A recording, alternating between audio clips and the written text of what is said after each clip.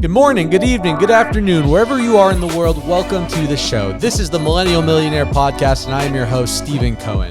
This podcast is focused on bringing some of the wisest minds from across the globe to discuss concepts, strategies, and ideals that will lead them to be top performers in their respective industries and their lives.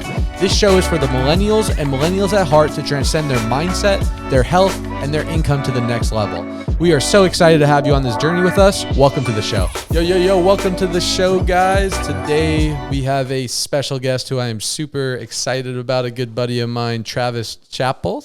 Travis is a door-to-door salesman turned founder, investor, speaker, and podcaster. He is the founder of the CEO of Guestio.com, the highest quality guest and show booking marketplace in the industry. He is also co-host of the top-ranked Build Your Network and Figuring It Out, where he's interviewed people like Shaquille O'Neal, Rob Dyrdek, Grant Cardone, Josh Peck, and many more. Travis, super excited to have you on the show, man. Thanks for coming. Yeah, of course, dude. Thanks for having me. So you were actually a big inspiration for me to actually start my show, man, because I remember, we've known each other for, 2, 3, 4 years now. We met through the direct sales industry, through a mutual buddy. And you've always been the podcaster guy from as far as I can remember. And I remember we were at lunch or something and we were talking about personal branding and you're just like, start a podcast. And at the time I was like, it sounds cool, but it wasn't really a priority to me. Yeah. And now fast forward 2, 3 years, I wish I took your advice. What is it about podcasts, man, that you believe in so much that, entrepreneurs and people should really start looking into and potentially start? Yeah, there's so many reasons, dude. I mean, here's the whole kind of overarching idea to me is like every entrepreneur is being told that they have to have content. But if you are not a full-time content creator, like if you're not an active creator, thinking about creating content is like at the bottom of your priority list in terms of running your business. Because, I mean, you're running a business, you have so many other things that you have to worry about. Adding another thing on top of that just seems like such a drain. And then So you take everybody's advice and you listen to Gary Vee and you're like, okay, fine, let me go create content. So then you like invest in some equipment and you invest in some studio space or whatever. But then you sit down in front of a camera for the first time and you're like, what do I talk about? And it's frustrating because you're probably really good at what you do. Like everybody probably knows that you're pretty good at what you do, but it's a completely and entirely different skill set to sit down in front of a camera and speak not only intelligently and like and be able to keep one constant flow of thought, going throughout the time that you're filming, but also have it be actionable, practical, inspiring, motivational. For sure. And then so if you aren't naturally good at that, which most people aren't, then you have to have a bunch of prep time leading up to it. And you're coming up with these outlines and, let's talk about this. And it's like, or you have to hire a team and spend a ton of money on other people who are going to help you get that content out of yourself. And so for me, it's like starting a podcast is like the most simple way to have an engine that drives the rest of your content across all of your social channels.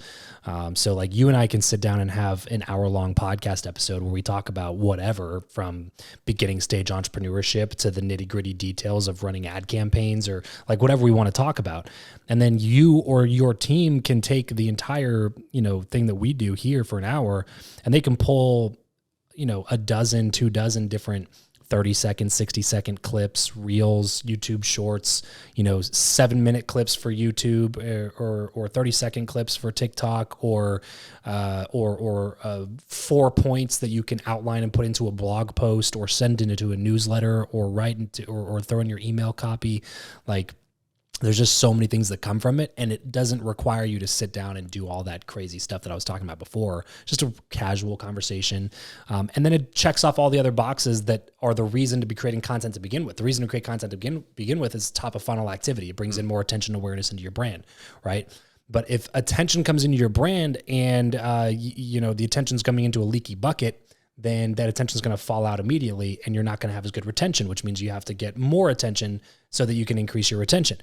But if you repair the holes in the bucket with stuff like authority and credibility and borrowed association and things like that, like from interviews where like people are watching this interview right now, I guarantee you somebody watching this interview doesn't know who you are and somebody watching this interview doesn't know who I am. But now both of those people know who both of us are because we're sitting down and doing this collaboration together talking about all these things. So people that are in your audience are going to see me for the first time. People in my audience are going to see you for the first time. And if they like what we have to say, they're going to actually go follow us. And so we get this little, injection of clout, credibility, authority, as well as a content engine that drives the rest of the channels that we do. And then on top of all of that, the network that I've been able to build in the last 5 years from doing my show is one that I never thought I would be able to have. It's just, there's something about hosting something.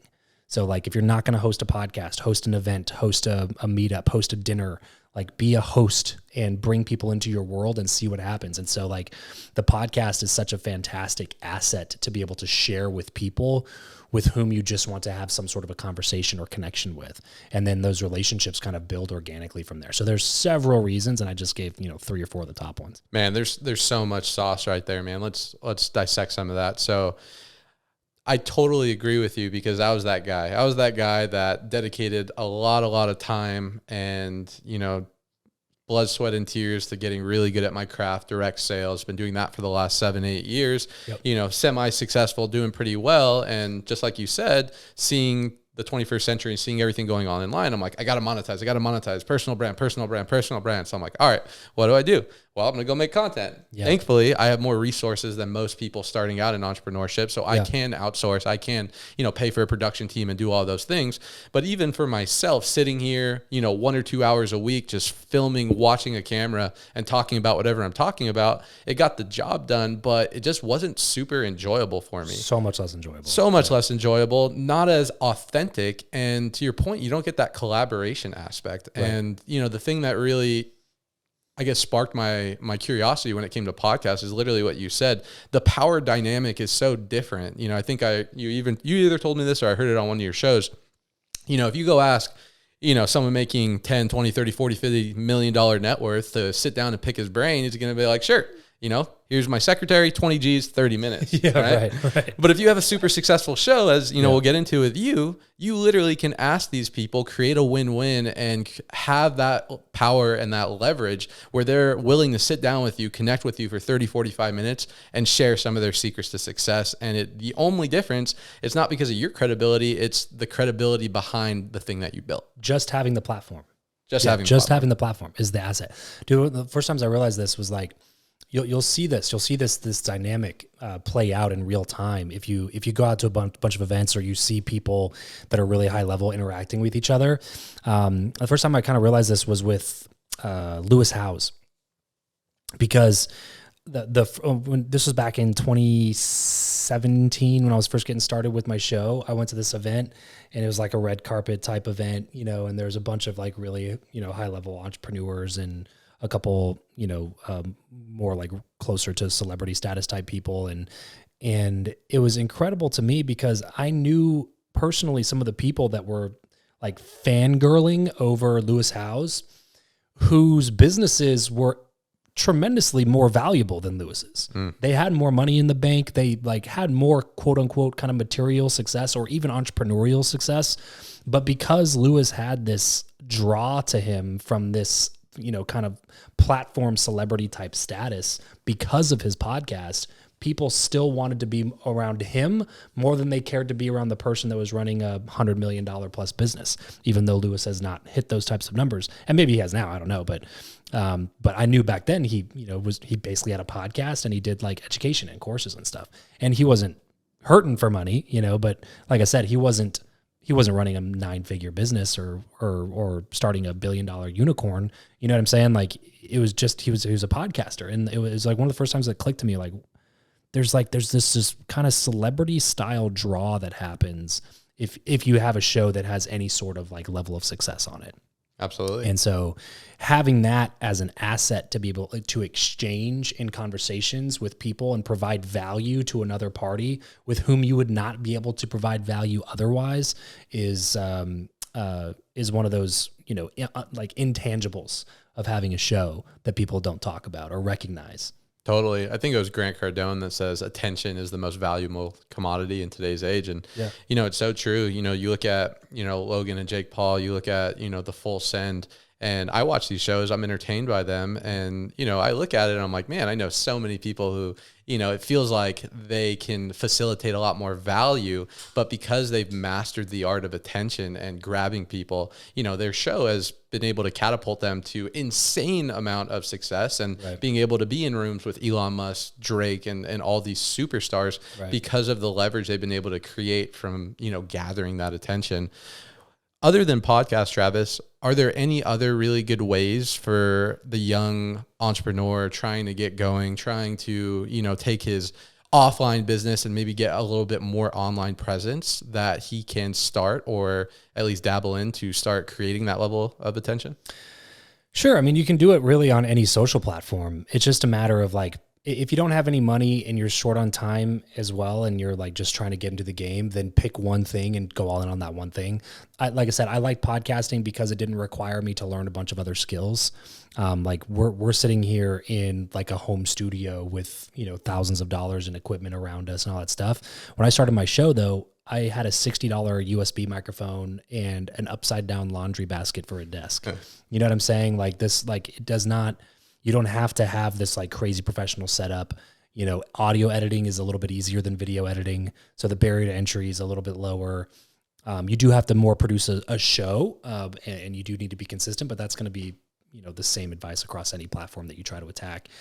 So that's why I like podcasting, because it can just generate all the ideas for you. And then you can take that and you can record a 30-second video and put it on TikTok if you want to. Like if you're just on a rant on a podcast for 30 minutes and you're like, ooh, that was a really good piece, but I didn't record the video because I was only doing audio.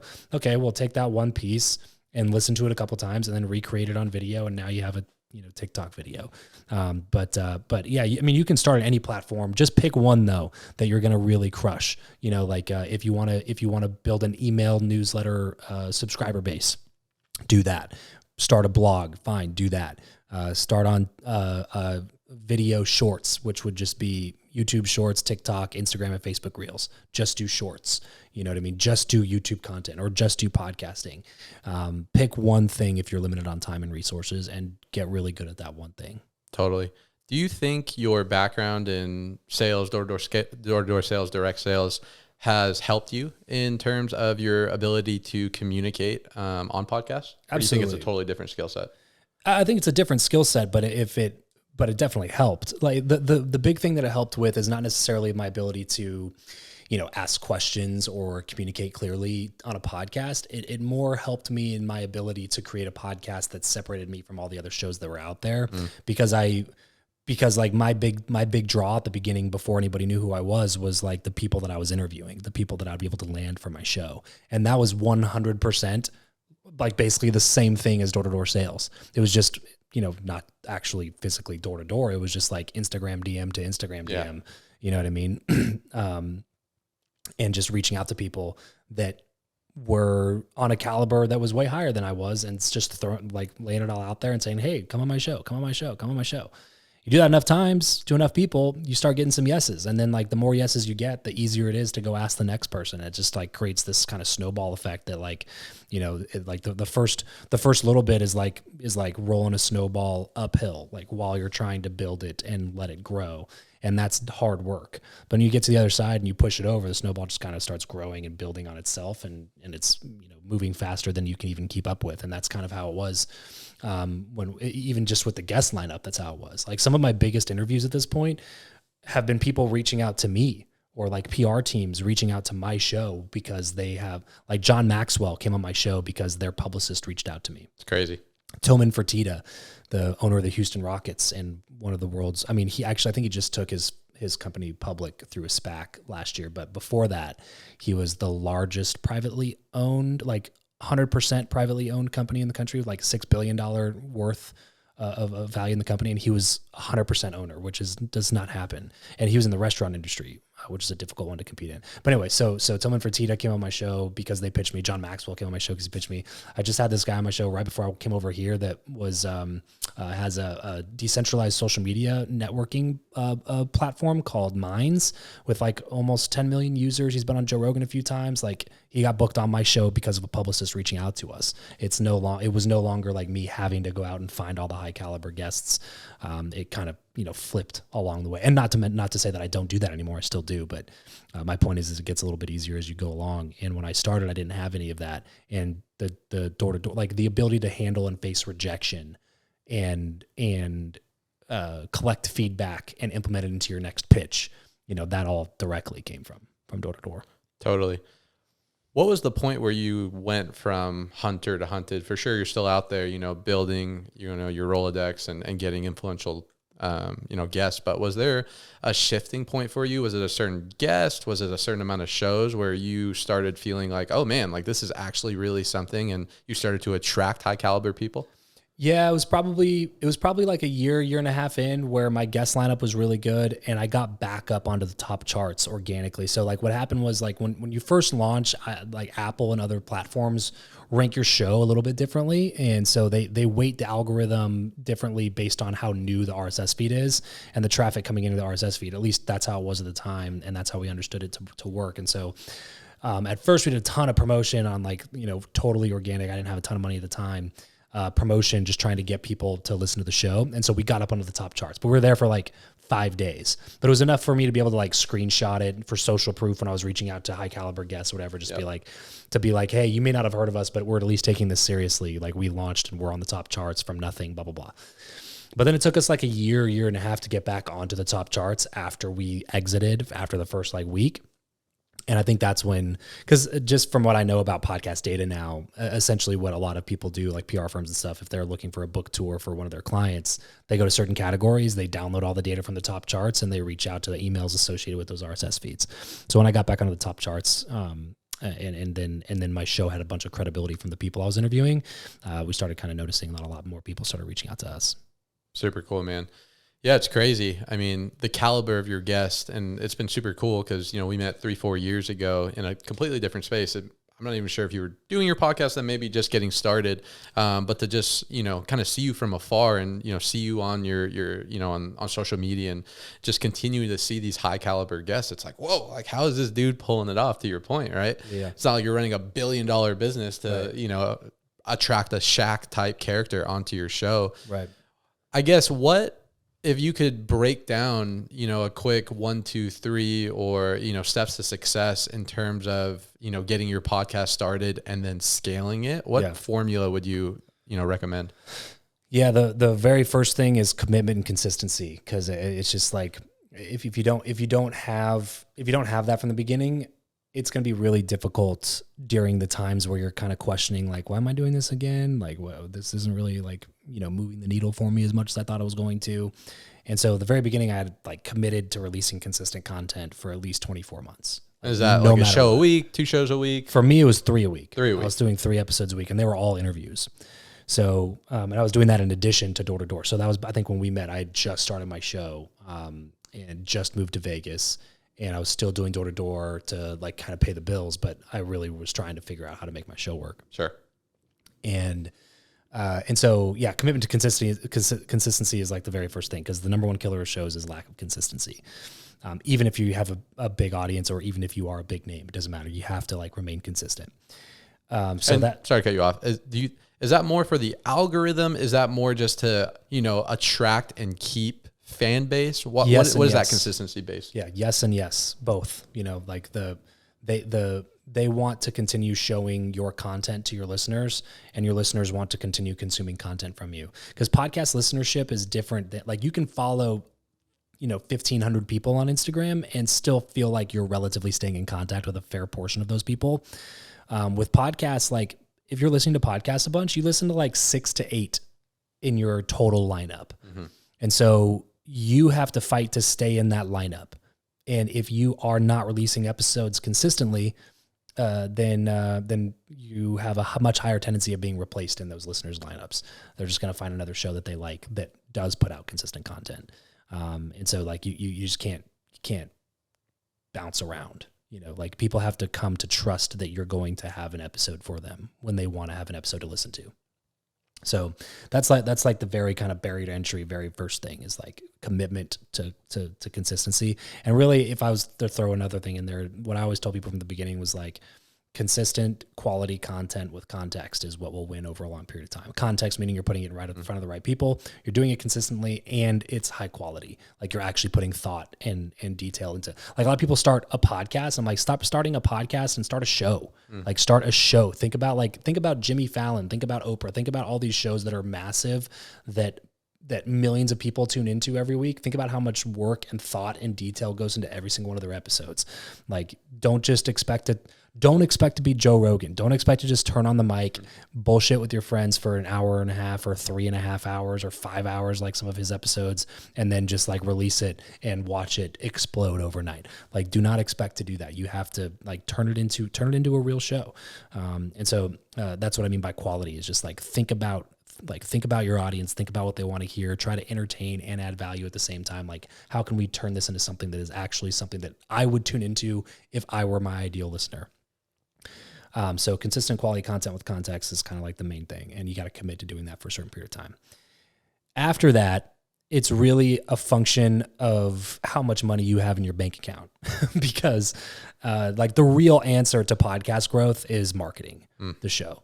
And I mean, in any marketing context, the whole game is figuring out how much money can I spend without losing my ass completely on this, right? Like that's kind of the whole game, is like, if I spend money right now to acquire this customer, how long is it going to take of them paying me before I make the money back that it took for me to acquire them and then some, right?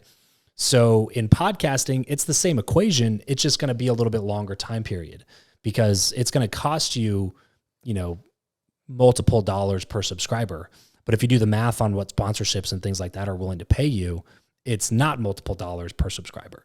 So you have to be willing to say goodbye to money for 6 months, 8 months, 9 months, especially when you're first starting, because when you're first starting, you got to get to like a certain threshold before anybody's going to spend any money sponsoring your show.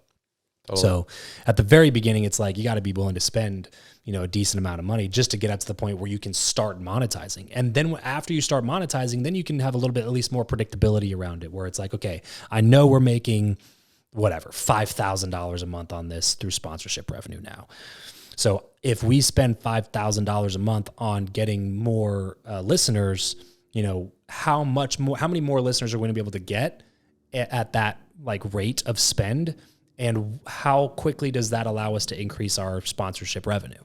And then figure out whatever equation you're okay with. You know what I'm saying? Like, because, some people, like you look at someone like a Reid Hoffman, I don't know how much money he spent on his podcast launch, but it was a ton.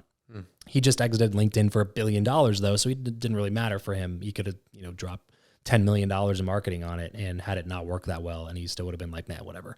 You know what I mean? So he started Masters of Scale, and it blew up, and the podcast is massive. And he also has the credibility of being Reid Hoffman behind it, which is insanely helpful as well. But my point is, like, he had really deep pockets to market the show. Sure. And so it did well right out of the gate. So the question then becomes like, okay, if I'm only making $5,000 a month, am I okay spending $10,000 a month in marketing, where I'm losing $5,000 every month, but I'm able to more aggressively grow my audience? And how long will it take me to make up that difference between the $5,000 I'm making now and the $10,000 that I'm spending? You know what I'm saying? So like, if you can do that, that's why I say the commitment to consistency and quality is the most important thing, because if you can just focus on that for 5 years, and then you have this kind of like, flywheel happening in the background where you're just continually spending money and spending money and spending money. And then you make some, you spend it, you make some, you spend it, you make some, you spend it. Then it's up to you how much you want to do that until you're not wanting to spend money anymore, and you actually want to take profit and make that your thing. For a lot of people, that number would be a lot smaller than it would be for probably either me or you. But there's a number for everybody. Somebody listening to this right now might be like, $5,000 a month? Like, sign me up. I'm done. I'll quit right now. $5,000 a month. For you, it's like $5,000 a month. Okay. That's kind of, that's cute. It's like, well, how do we take this to $100,000 a month in just pure passive sponsorship revenue? Because then that would allow me to be able to step aside and like be able to do this a little bit more full time, or focus on it a little bit more effectively, or whatever. So you got to come up with the numbers that you want, and then you got to be willing to like invest to get there. And that's the big problem, is that whenever I tell people that piece of advice, it's never the advice they want to hear. It's like, well, there's got to be this thing or that secret, or I can get on these charts or do this thing or that thing. And it's like, you can do a ton of other things. Don't get me wrong. It's not the only way to grow a show, but it's the only way to predictably and repeatedly grow a show in a way that's actually going to have impact on your numbers. That and then getting booked on other podcasts, barring any sort of just like intangible viral moments that come from social media or, big media mention that you can't really engineer. There's my point is like there's a lot of ways to grow that might not involve that, but like I said, predictably, repeatably, like, yeah, you're gonna want to have a budget. And is there a point where you made that realization, or is there a point that you would advise people? Is it after, X amount of shows or X amount of traction where then they should start, turning up the marketing machine? Or is it start off if you can afford it and you have the resources? Because I'd imagine most people listening to this, like myself, is they want to start a podcast part-time to leverage that networking aspect that you talked about. And two, obviously to create some type of recurring income long-term to hopefully exit them out of whatever they're doing for their active income. Mm-hmm. Now, is there a certain point where people should start kind of turning that marketing machine on, or is it just kind of depend on where they're at, where their finances at, and what their goals are? Yeah. It's going to depend for every single person listening to this. My overarching advice would be as soon as you start the show, start marketing it, but just start with a smaller budget. Start whatever you want to do. $500 a month, $100 a month, start with something to get used to the idea of marketing the show. But then you can turn up the heat whenever you want to turn up the heat. And like I said, that's going to be just based on how much money do you have, how much money you're comfortable losing until you make it back, and how much money can you make once you start making it. So that's going to be obviously wildly different for everybody. And where do people find a marketing company? I know that's something that you guys do with your company. Can you elaborate a little bit about that process? And if people are interested, like myself, it's definitely something that I want to start looking into as the show starts to grow and as I start to get consistent content out there to definitely start, the monetization aspect. So there are a lot of individual companies that will do it for you. Like that's why we have an agency, because we have relationships with, a dozen different companies that we use as kind of vendors based on that particular person that we're working with, the type of show that they have, the type of listeners that they want. And then we go out to these kind of like ad networks and we kind of represent our clients and manage their spend for them. But if you're just trying to do it yourself, I mean, like just literally Google buy podcast ads. And, there's several marketplaces, there's several different software tools, there's several kind of big scale agencies. The only problem is like with a lot of the agencies is that you have to have a minimum spend. So if you're, if you're talking about $100 a month or $500 a month, like up giant platforms, an agency is not going to manage your spend for you. But you can go spend it on the platform though, probably, like if you just go to Red Circle or you go to AdvertiseCast or some of these other ones, maybe Gumball, you might be able to find some ad spots and just buy them yourself and see what that does to your audience growth. Like you can go to Overcast and buy ads on their media player at overcast.fm. You can go buy ads there. They're pretty expensive, like dollars per subscriber for, especially in the business and education categories and some of the more like coveted, listener spaces, but you can do it. And like I said, to me, it's just better to start doing it and get used to marketing it.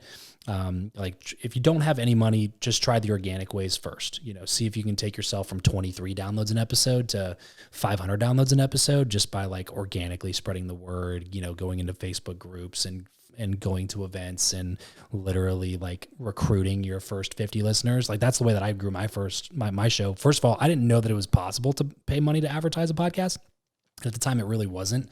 Like it was not as well known or dialed in as it is now. So I did very organic from the beginning, and we got up to 5,000 downloads an episode pretty organically, just from like continuous effort over a 2-3 year period of time, and then you can always grow from there and start spending more money if you can actually start monetizing your show. Is there a minimum amount of viewers or subscribers that you've seen to start getting hit up for ad revenue?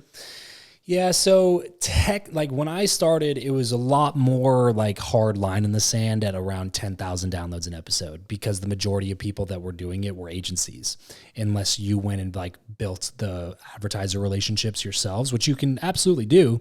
It's just a little bit more difficult if you don't have any of the contacts. And so if you're first starting out, it's definitely something that you can try to just like cold email companies within your space that have, that their ideal customer or client matches up with your ideal listener. And if you can go find them and pitch them yourself separately and try to do that at any point.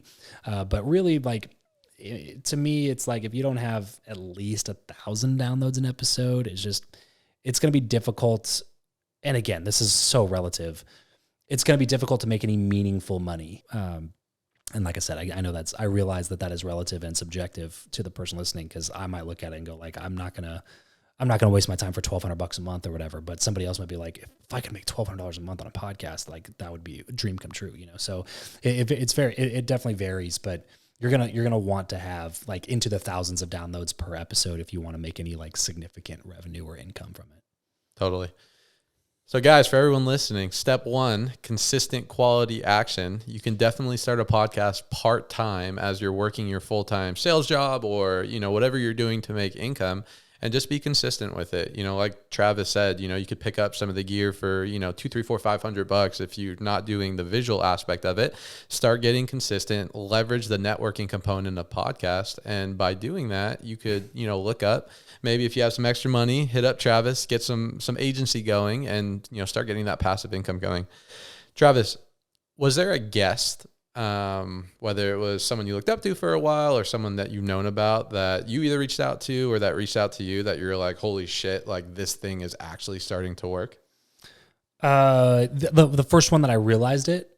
Yeah. The very first one that I realized it on was with Grant Cardone, just because when I was in door to door, like he was the sales guy. So I've consumed a good amount of his podcast content, his books and things like that. I studied his materials, the, closer survival guide and different things like that from Grant when I was doing door to door. And so him and like Gary Vee and a couple other people were the people that I started following when I first started like getting into any sort of personal development world. And so he was one of those people that was just like, it seemed like he was so far away from anything that I could attain or any person that I could talk to. And he was one of the very first big guests that I got that I was like, that's like, it's like, I'm sitting down and I got to record it in studio, like in Miami, with him in person. And I think that was the first like live, like in studio interview that I ever did. I think I'm almost positive all of my other ones were on Zoom or Skype leading up to that. And that'll tell you when I started my podcast back when Skype was still a part of the conversation before Zoom completely took over video. But yeah, pre-coronavirus. Yeah, exactly. So I used Skype at first, and then I think that was my first one. But yeah, so Grant was like the very first one where I was like, if this is possible, what else is possible? You know what I'm saying? And how did you land Grant? Was it, because I know, Grant charges $10,000 for an hour on a phone call. Is it just through connections? And that's an old number that you just said. $10,000 for an hour with Grant would be like, I'm almost 100% sure it's at least $100,000 for an hour at this point. 10x'd it. Yeah. Yeah. Go figure. But literally though, I think that is the actual number now is $100,000. Cause I have a couple friends who've done it.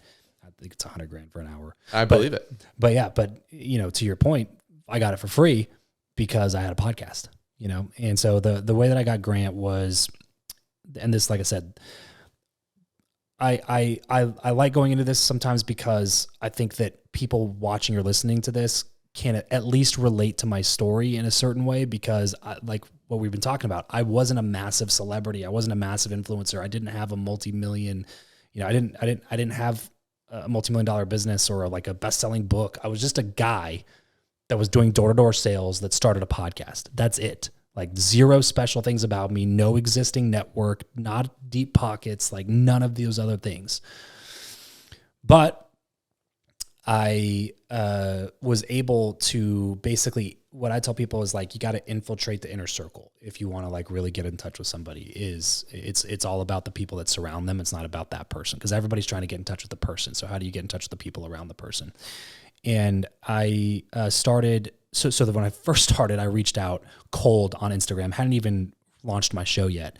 And he ignored me, which, rightfully so. Makes sense. And so from there, I started basically knocking off people that I knew that he knew, people that he was interviewing on his show, people that he was going to have speak at 10X Growth Con, different people like that. So the second time that I reached out to him, My show was still like 400 downloads an episode. It was not a big show by any stretch of the imagination, but I had figured out how to get some really good people on who I knew were in his inner circle. So when I reached out the second time, the only difference in the reach out was that I listed off about a dozen names, like Brad Lee and Ed Milet and Elena Cardone and Jared, his VP at the time. Now he's the president of Cardone Enterprises. And then like Lori Harder and Carrie Kasem, all these people that I knew were speaking on his stage, that I knew that he knew, liked, trusted, or had done business with in some context, some other context.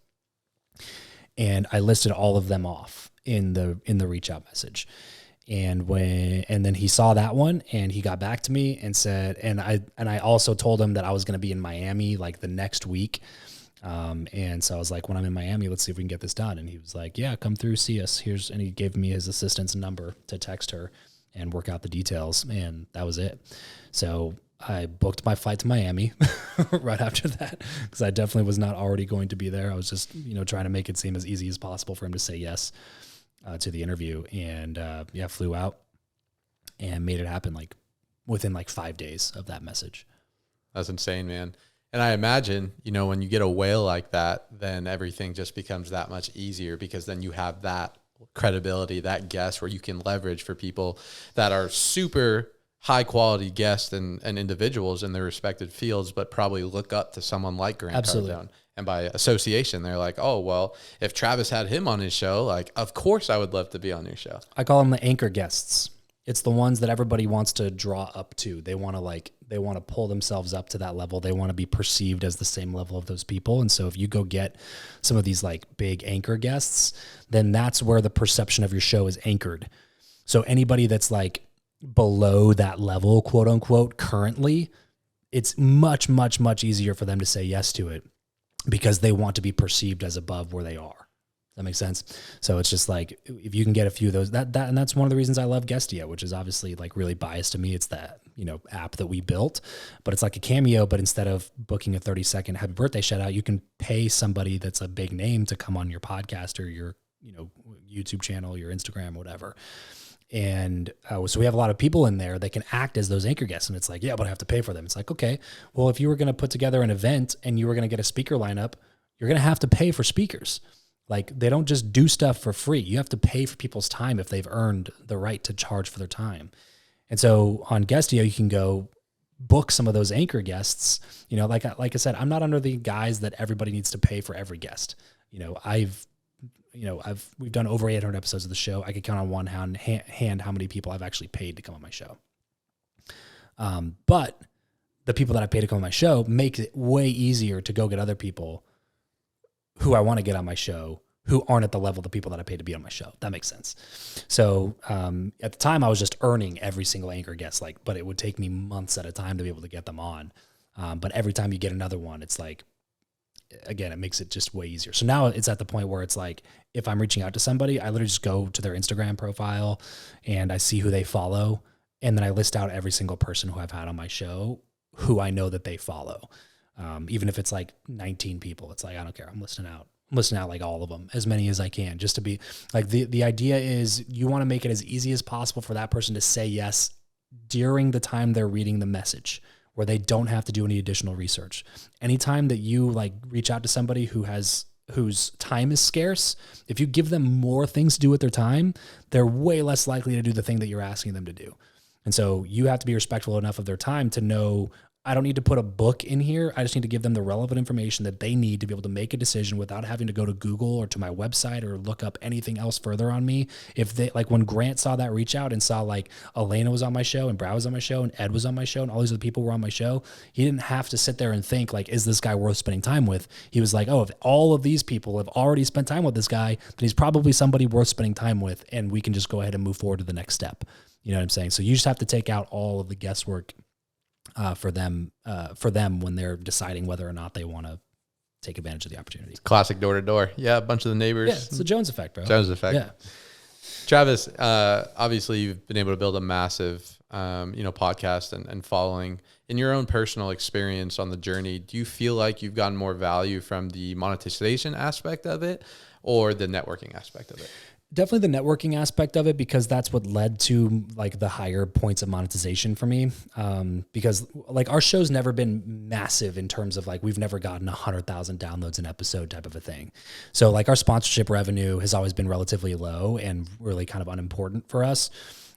We kind of built our own products and services and monetized through like starting masterminds for podcast listeners and doing coaching and things for podcast listeners and stuff like that, which led to building out the software product that we have, which led to the agency that we have, which are, 7-figure companies and things like that. So the majority of the money that I've made doing it have been through opportunities and relationships that have been cultivated as a result of the podcast, not just through sponsorship revenue. However, I will say that in 2023, our goal is to start focusing a lot more on sponsorship revenue. So ask me that again in a year from now, and I hope for it to be a completely different answer. I hope so too, man. Let's pivot a little bit. We've gone down some best practices, masterclass in starting a podcast, monetization, things that you should be doing, best practices. But I know the reason that you're in the position you are today is a lot of those tactics and skills, but it's also your mindset, your beliefs, your entrepreneur spirit, the things that you had to get to become the person you are today. And as a byproduct of hosting a badass podcast, you get to host and conversate and get to pick the brains of some of the most elite people in business, health, in the country. What would you say is some of the common characteristics or biggest takeaways of the guests that you've had on your show? That's a good question, man. I come back to some of these like really underrated topics, like the ability to delay gratification. Like that's one of those big common denominators that does not get near enough attention. It seems like anybody who's achieved like a disproportionate amount of success, right? Because I've had a lot of like, quote unquote successful people that are like more like me, where like, I run a 7-figure business and stuff like that. But like the difference between my level of success and Shaq. Yeah. And Shaq is vastly different. Sure. You know what I'm saying? So there's a large canyon between us. And so the people that I've talked to that have had that disproportionate level, like probably the top 10% of people that I've interviewed, delayed gratification is always a piece of the puzzle. How long can you put off your current desires for a better future version of yourself? And I think that's super underrated. One thing that I've noticed, and one thing that Guy Raz talks about a lot, who's the host of How I Built This. He also wrote a book called How I Built This. That's kind of like his learnings of all the top level CEOs he's talked to, is the ability to handle rejection, the ability to face and handle rejection and continue moving on to the next opportunity without losing that enthusiasm from the previous rejection. So that's another big one of those kind of intangibles that's like, difficult to kind of put your finger on. But when you look at the massively successful people, they all typically have those things in common. So yeah, delayed gratification, a high sense of personal responsibility, like they don't blame a lot of other things for their lack of success or for their success. They take ownership and responsibility for everything that happens, regardless of what they view if it was intrinsically their fault or not. Doesn't matter. It's their responsibility. And so, they tend to focus on things they can control instead of focusing on things that they can't control. They tend to have more personal responsibility. They tend to delay gratification. They tend to be really good at overcoming and handling rejection. Like these are some of those things that, like I said, they're more like those soft skills that aren't really talked about a lot, but are absolutely important and necessary if you're going to achieve those, like I said, that disproportionate level of success. Totally. It's crazy. Those three big ones, but when you think about it, it's like that stuff that most entrepreneurs, they learn pretty early when in their entrepreneur journey as they go through personal development. So it's interesting to me how you've been able to, interview and spend time with some of these super high caliber people, Grant Cardone, Shaq. I think you're on Tom Bilyeu, all these ultra elite people, and a lot of the common denominators that, make them successful are stuff that intrinsically most people know if they're on this journey of entrepreneurship and in the 21st century of the information age. Totally. Do you think it's just they're executing that on a higher level? Do you think it's just their identity? Absolutely. No, it just comes down to execution. Because like you said, that's what I love about those common denominators. Anybody can do them.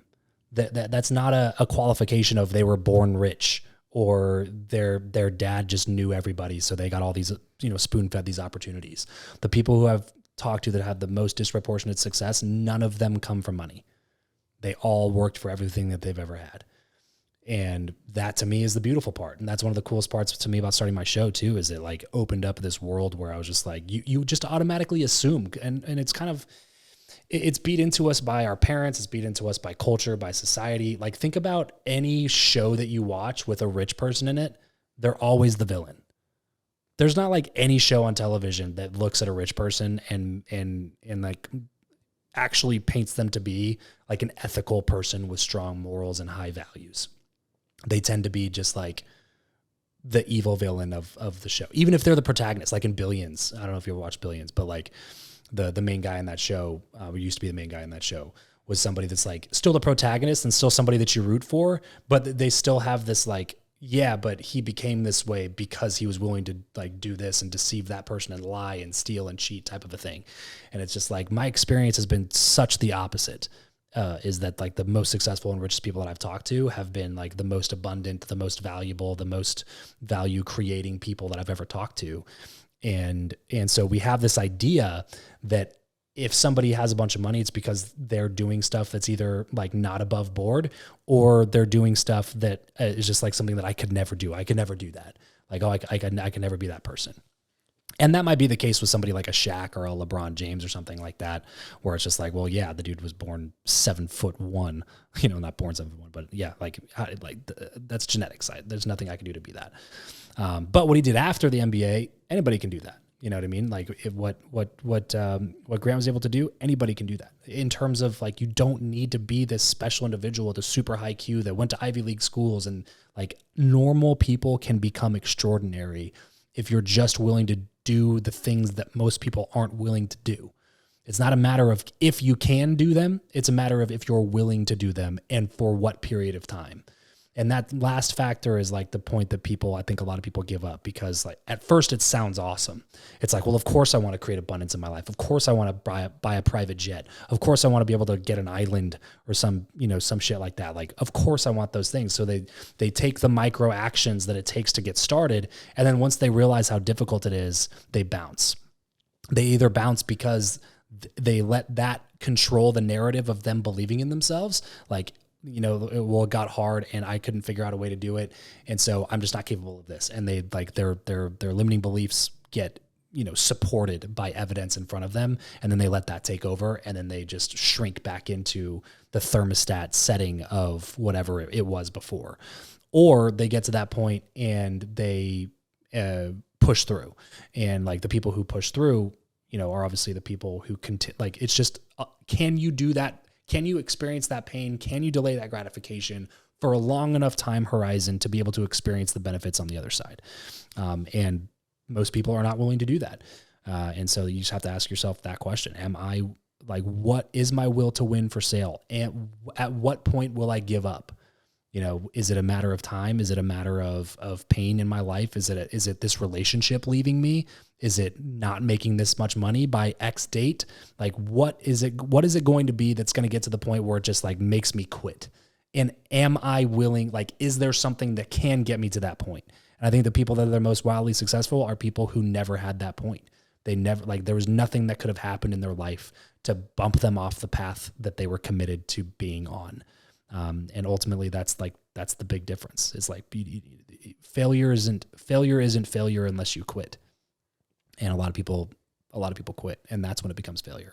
Man, guys, that was valuable. I couldn't agree more, man. And this is the stuff that fires me up. And I think another benefit of podcasting and just sitting here and listening to you is obviously you get your networking aspect, to leverage and, the monetization, but the fact that you're able to spend time around these high caliber individuals and, to your point, unconsciously you're raising your belief level of what you believe is possible for your own life and the people around you. Because if you're sitting here with the 0.01% of the world And you're realizing that these people aren't any better than you. They're not doing anything drastically different. They're just doing the things that you know you should be doing, but maybe aren't doing as consistent or as intense as them.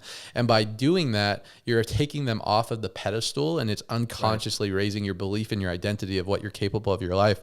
You know, the thing I talk to salespeople a lot about when I do trainings is like, you can't put successful people on a pedestal. I remember when I first got into entrepreneurship, network marketing. Yeah. And, you know, I was 22 years old, and you know, I got on a Skype call with this dude making $30,000 a month, and instantly after that, you know, meeting him and stuff, I'm like, oh man, I don't know if I could speak as good as he can. I don't know if, you know, I have to read as much books. And the issue is you put these people on a pedestal, and it creates that level of separation that you can't accomplish that. Therefore, you know, attitude drives behavior. If you're not able to accomplish it, why would I even try to accomplish it in the first place? Yeah. And then fast forward, you know, a long enough time horizon, 7 years, that same person who I used to look up to and put on a pedestal, I've done 4 or 5 laps around over a consistent amount of time. Yeah. And if I allowed myself to continue to put these successful people on a pedestal because I wasn't associated with them, or I didn't put myself in enough situations to, you know, see what I'm made of, I probably wouldn't be in the position I'm at, because why try if I don't believe I can accomplish it?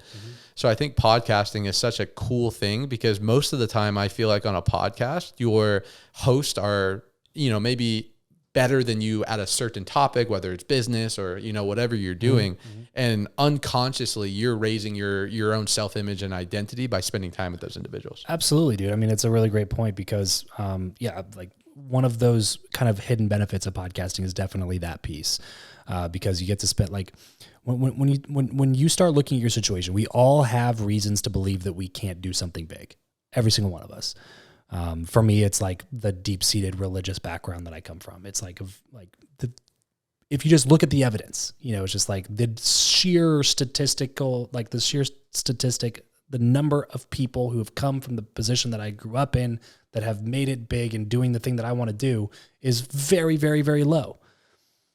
But that isn't a statistic like the same thing as drawing the winning lottery ticket is a statistic. Like, I can actually do something about this, you know, this stat. And so when I sit down and talk to a Bedros Keuilian who immigrated from Syria or Armenia, I think, actually, and was literally having his parents like prop him up into dumpsters so that he could find pieces of food and clothes for them to wear. And he got made fun of, and he got abused by a authority figure in his life, literally.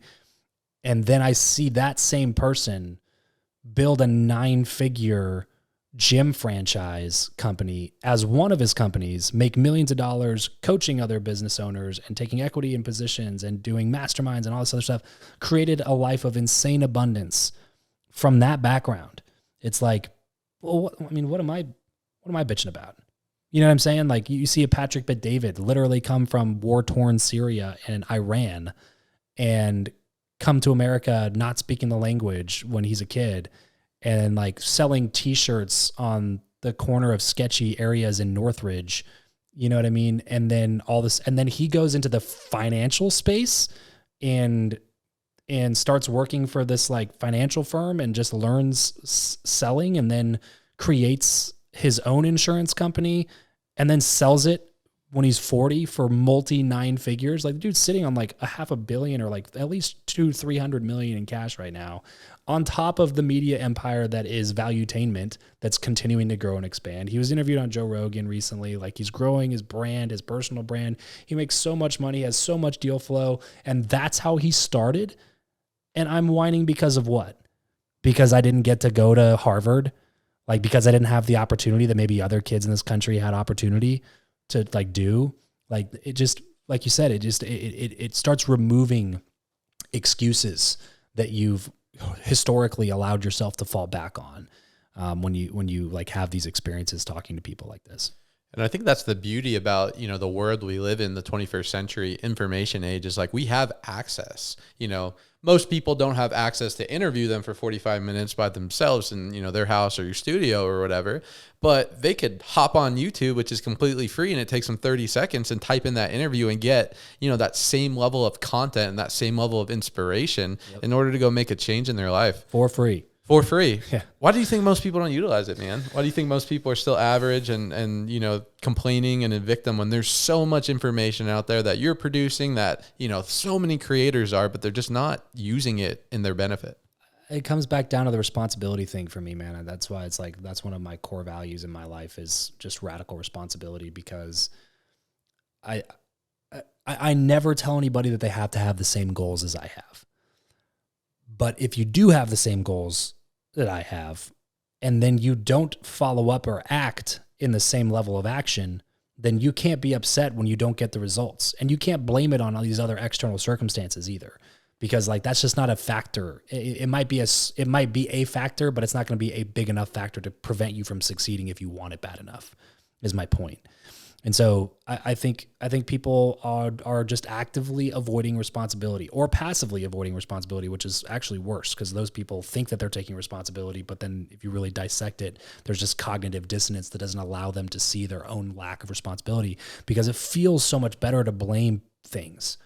It feels so much better to look at somebody else's success. Like, it feels so much better to look at like the hedge fund kid who grew up in the house of like, whatever, a dentist, and was very affluent, grew up in rich areas, and like their first car was a BMW in high school, and then they got into the Ivy League school and they got their MBA from Harvard, and then they worked on Wall Street for 9 years, and now they're a partner at a firm and they have this big house. You know what I'm saying? Like, it's easy to look at somebody like that and go like, well, they just had so much opportunity that I never had. That's the obvious reason for the like clear difference in our socioeconomic status and our like money in our bank account and the cars we drive, et cetera, et cetera. Like, the clear reason is for that. But then it's really difficult when you start looking at other people that came from way worse situations, environments than you came from. And then you all of a sudden have to come up with a reason why you're not as successful as they are.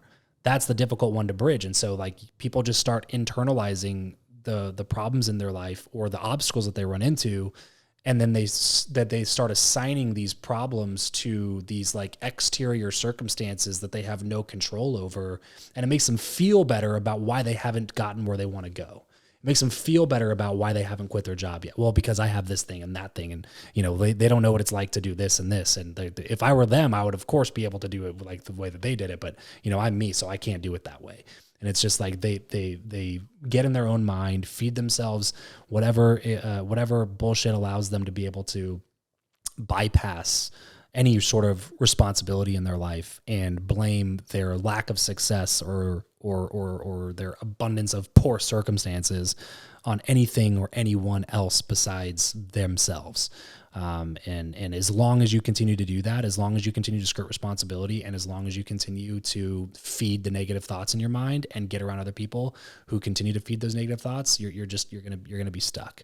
And so most people, like, I think that's why I always recommend an environment shakeup for most people. It's like, if you're stuck, if you've been like feeling stuck for a while, probably the best thing that you can do is do something drastic to like shock your system into thinking a certain way or doing something different. It's like, everybody agrees that your environment is what shapes you. There's not a person I've ever talked to on my show that has not agreed with that statement. Like, your environment shapes you. Your environment turns you into the version of the person that you're going to become. But what nobody talks about is that you shape your environment. So ultimately, you shape you. If you can shape your environment and your environment shapes you, then you're the one that's in control of who you will become. So you don't have to ask yourself, like, what do I want to do? You want to ask yourself, who do I want to become, and who do I need to get around that will help me become that version of me? You know what I'm saying? Like, do your friends actively support your dreams, or do they actively trash your dreams? Do your friends drag you down? Do they push you up? Do they recommend books that they're reading, or do they want to just like get you to play video games from midnight to 7 a.m. so that you're too tired the next day to work on your dreams and goals? Like, are you just drinking and going to the bar and not doing anything productive when you're with those people? Like, do you live in an area, even if it's like an actual physical area, like a city that sucks? Like, that's where I come from. I come from a city that sucks. So what did I do? I moved from the city and moved to Vegas without knowing anybody that lived in Vegas. I take that back. My brother-in-law lived here at the time, but we moved to Vegas like just on a whim because we're like, nothing happens here. I'm sick of being in an area where like nobody's doing anything. Nobody's pushing themselves forward. Companies aren't moving here. Jobs aren't growing. Like nothing's happening here. Why am I still here? Because I know that the future vision of where I want my life to be does not line up with the way that everybody lives their life here. So what are the odds I'm going to be like the unicorn in the area and be the one that comes out of this community being like this? Probably not very high. Like, why would I shoot myself in the foot to see if I can walk? Let me just go somewhere where there is an environment where I can meet people, where they're up to big things. There are companies moving here. There's jobs happening. There's innovation. There's excitement. There's something happening going on here. Like, get me out of this crappy environment, put me in this good environment. And then the good environment is what starts allowing you and turning you and shaping you into the person that you can become. And then the person you become is the person that's capable of achieving those goals. It's like, well, I want this thing and I want this thing. Like, what are the steps to go get that goal? It's like, no. What are the steps to become the person that's capable of achieving that goal? Because likely you are not. And that's people don't want to hear that. People want to hear the message of like, everybody's special. Like, bro, bullshit. If everybody was special, nobody would be special. Being special is like by definition, not what everybody else is. You're not, like, odds are you're not special. Shaq, yeah, he's special. He's 7 feet tall. Like, he of course has like a genetic advantage when it comes to playing basketball, right? Like, that's to me what like special is. But if you're listening to this right now, odds are you're not special. So like, get over it and go make yourself special. Like, you know what I mean? Like, I just don't vibe with the mentality of like, oh, everybody's, you're so special and like, you're just so amazing. And it's just like, you're probably not. Like, everybody's like, you're capable of doing whatever you want to do. And it's like, you are currently not capable of doing whatever you want to do. Future you might be capable of doing whatever you want to do, but guess what future you does? Future you doesn't hang out with the people that you're currently hanging out with. Future you doesn't spend your money on a bunch of dumb things that depreciate in value immediately. Future you does not get in credit card debt and make dumb financial decisions. Like, future you focuses on how to earn more income. Future you focuses on reading books instead of watching Netflix. Future you like goes to the gym and doesn't just sit on your ass all day and just eat potato chips. Like, future you stops drinking, or like, you know what I'm saying? Like, the current version of where you are is not capable of achieving the things that you've set out for yourself. And if you are, then you're not setting big enough goals. Man, you're firing me up. I couldn't agree more. And to your point, it's like everyone knows what they need to do. If I want to go get a six-pack, I know I need to go to the gym 5 to 6 times a week, probably hire a trainer. I can't eat carbs and sugar. I need to drink a lot of water. I need to drink, do my supplements. Like, intrinsically, everyone knows how to get to where they want to be, but they're not willing to sacrifice. They're not disciplined enough. I love that shifting your environment, man. For me, like yourself, right? You have to get out of an environment and come to a new environment to get new ideas, to just create a fresh start for yourself, to allow yourself to, really assimilate into the new environment and, recreate yourself. And for me, I took a 2-year move away from Vegas. It was forced. The solar market got, shut down in 2015, as you know about. But those 2 years in California, just those 2 years, it changed my life because it made me a different person. It made me go into a vulnerable situation. It made me go to a new place that I've never been before, didn't know the market, had $2,000, $3,000 in my bank account, and literally put myself in a vulnerable situation where I was either going to die or make it happen. Yep. And the challenge with most people is they're not willing to put themselves in an uncomfortable situation long enough to see what they're made of in order to become that next version of themselves. Therefore, they stay stagnant. They comply to fear of the unknown, and therefore they never do anything big in their life, not because they're not capable or worthy, but because they're not willing to put themselves in a vulnerable situation to see what they're made of.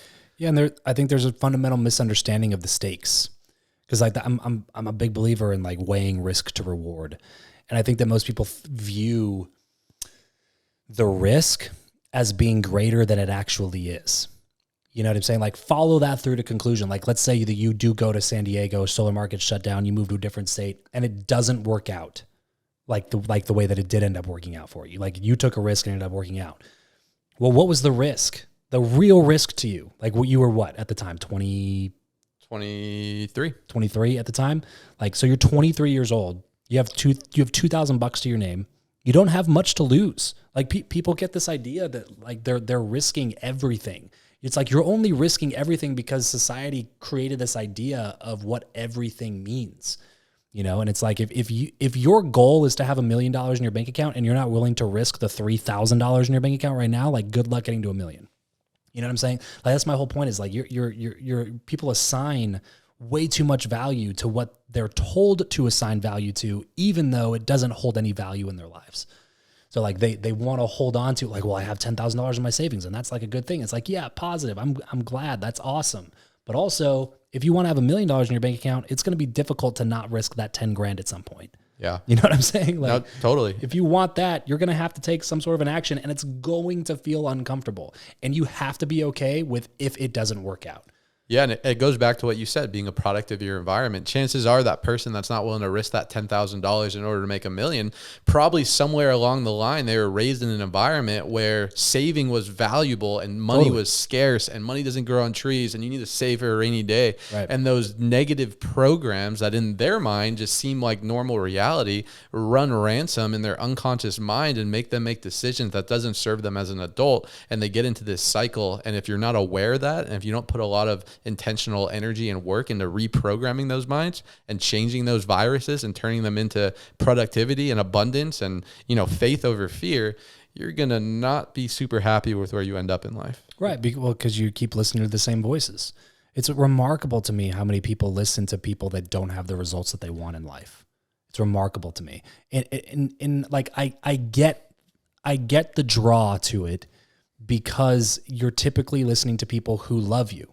You're typically listening to people in your life that are closest to you, your closest friends that have known you since you were 6, that you party with and that you hang out with, that are like ride or die friends. It's your mom and dad. It's your grandparents. It's your aunts, uncles, cousins. It's your significant other. It's like somebody who loves you, typically who's giving you advice like this. That's like, you've done such a good job. Like you graduated from college. Like take the job offer. Like don't be dumb. Don't chase this dream and this path. Like you have something stable in front of you, do that. And like they're doing it from this place of love because they don't want to see you struggle and fail and lose the 10 grand in your savings account or whatever the case may be. But if that person telling you doesn't have the result that you want, you have to take their advice with a grain of salt and go, okay, thank you for that, mom or dad, but you've never had any money either. So like, why am I going to give all of this clout to the advice that you give me about having money when you've never had it?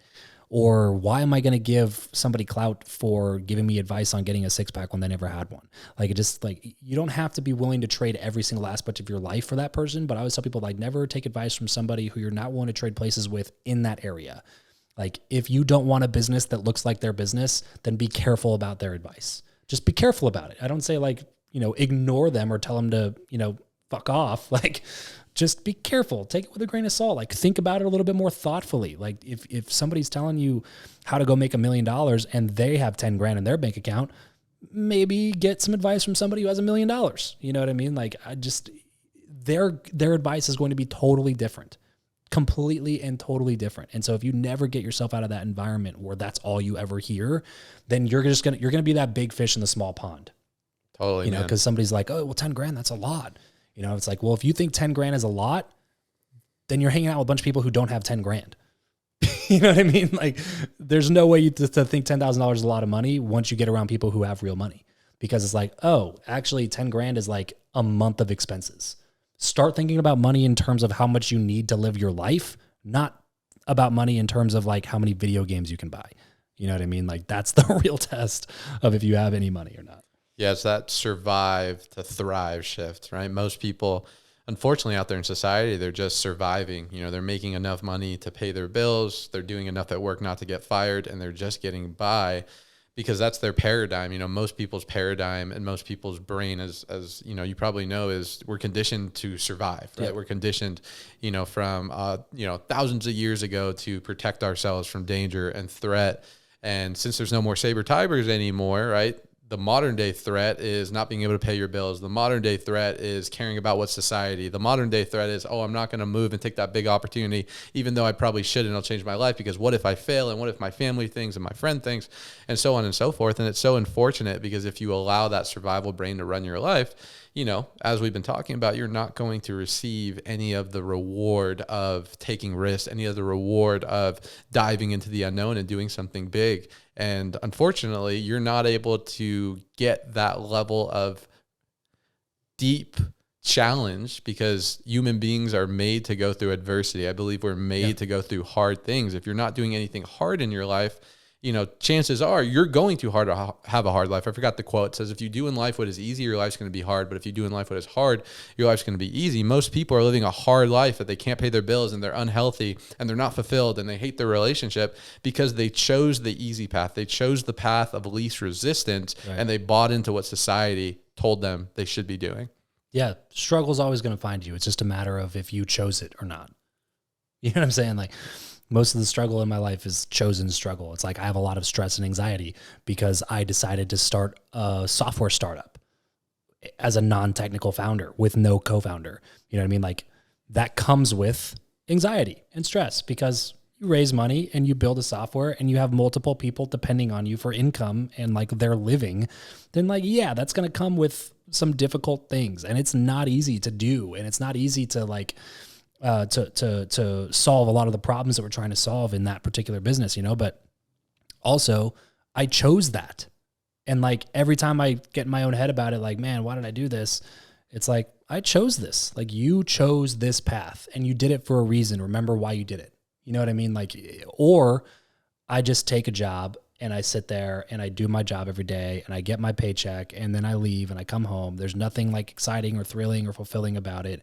I'm always in the shadow of my own potential, and I, you know, get depressed and like, you know, struggle that way. And then I start gaining weight because I'm depressed and I don't want to go to work and I don't have any money and I can't have any, and I don't have the freedom to quit because I need the money to be able to pay my bills and support my family and raise my kids. And it's like, well, now I'm stuck.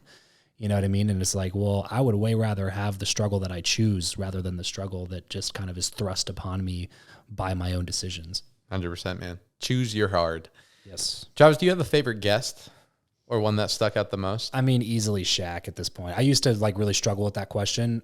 And probably my second favorite guest would be a really difficult question to answer, but Shaq is easily the top one for me, not because he's Shaq, not just because he's Shaq.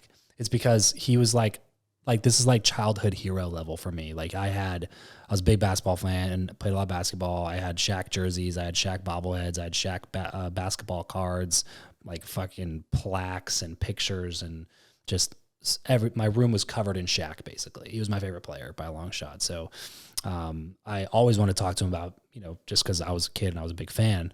But then when I got into the business world, you know, it was like we almost like grew up together in that sense. Like, he's, you know, obviously a lot older than I am, but in terms of like when I was a kid, all I cared about was basketball, and I watched him play basketball until I became an adult. And then when I became an adult, he was done playing basketball, but then he got into the business world, and as an adult, I liked the business world, and so I was a fan of him in business and still am. So it just kind of like kept carrying into adulthood with the things that I was a fan of from him. So he was definitely a big one for me in all aspects, because he is Shaq and everybody knows who he is, but also just because like I was such a massive fan of him for so long. Do you think that moment changed you, when either before the interview, when you found out you're getting the interview, or after the interview? It was another one of those like Grant moments where it was like, if this is possible, what else is? You know, like there's several moments like that in my life where I look back on, and it's like every time you do something that you previously thought you were not capable of doing, it's just another like deposit in your confidence and your ability to go do it again. Like, well, what else do I think that I can't do that I really want to do? And how do I do that? You know, like I always tell people now, it's like, assume it's impossible, sure. But ask yourself the question, if it were possible, what would you do to make it happen? Like, assume it's impossible. Like, getting Shaq on my show, that's impossible. Okay, fine, it's impossible. But if it were possible, how would it be possible? What would I need to do to be able to go get him? You know, whatever it is. This income level, it's impossible. Okay, it's impossible, sure. But if it were possible, what would I need to do to make that type of money, or get around this type of person, or marry this type of person, or date this type of person. Like okay, sure, it's impossible. Yeah. I get it. It's impossible. But also, if it were possible, like, what would it look like? Like, no BS. What would it look like to actually make that happen? And then if you can answer that question, you can decide whether or not the work is something that you want to do. Because there's been plenty of guests that I've had that I've wanted to get on my show where I've been like, if it were possible, how would it happen? And I've thought through like the steps I would take to make it happen and gone like, nah, it's not worth it for that person. You know what I mean? Like, it's just not that big of a deal to me. And I alter the direction and go a different direction with it. But if you never do that exercise and you just assume everything's impossible, it's just like clearly not everything is impossible. Like if you're trying to get in touch with somebody and they have a pulse, it's possible to get in touch with them. Everybody does it on a daily basis. I don't care who they are. It's the president of the country. People talk to him every day. You know what I'm saying? Like anybody in the world is possible to talk to. It's just a matter of, am I willing to like work hard enough to be able to put myself in the situation where I can connect with that person? And like sometimes the answer is no. Sometimes the answer is yes. And then you just go do that thing and don't let up until you achieve the result. No, 100%, man. That Shaq thing's big. The reason that came to mind is, we're talking a lot about success and, accomplishing big things. And for me, when I look back at my own life and my own career, a lot of the things that I thought at the time were impossible, maybe as a child for me, buying my parents a house was always kind of like my chief aim, as Napoleon Hill talks about in My Big Why. And the moment I was able to accomplish that, it literally changed me because it took something that I, 1, desired so bad, 2, visualized, 3, worked for, but 4, at one point, thought impossible, and making it possible, it shifts you, I believe, indefinitely. And that notch in your belt creates a level of confidence and a level of certainty and being within you that I think is almost irreversible, because when you accomplish something that you try so hard for, it creates that momentum and it changes you into a different version to allow you to continue that trajectory into wherever you want to go. And I feel like most people, and it doesn't need to be that big of a win. It doesn't need to be buy your parents a house or go interview Shaq.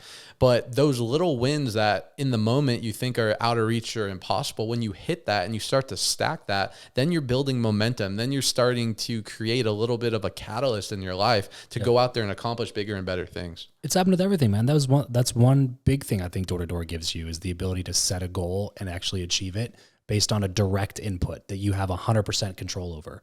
Like door-to-door sales is not that hard in terms of like the action that you have to take. Like, you want more sales? Knock more doors. That is it. That's the only thing that you have to do, is knock more doors, because you're going to get better as you knock more doors.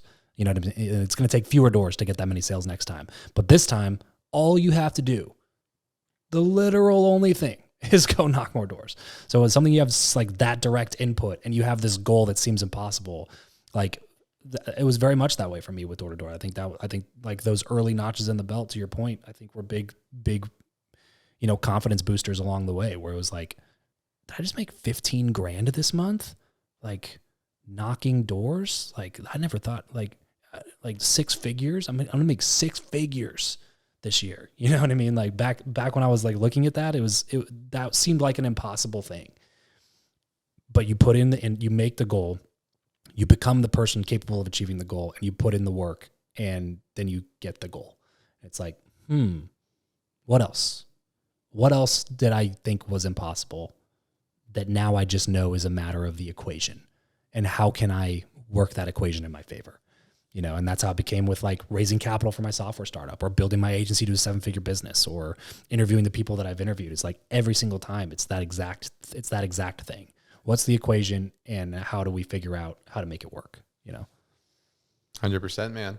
Travis, it's been absolutely amazing, man. My last question for you: if you could go back in time to Travis 7-8 years ago, before the podcast, before all the knowledge and experience and success that you've had, knowing what you know now, what would you do differently, or what piece of advice or lesson would you tell future Travis in order to expedite to getting where you want to go? I mean, anytime I go back to before I started a podcast, I would tell myself to start a podcast sooner.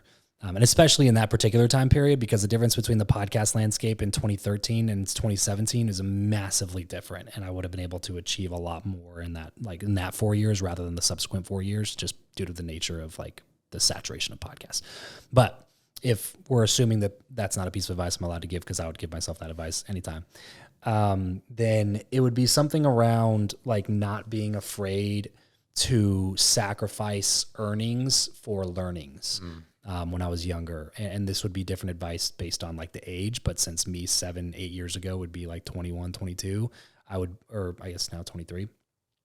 I would really go for like, hey, what's a version of life that you want to have when you're 35, 40, and who has that version of life now?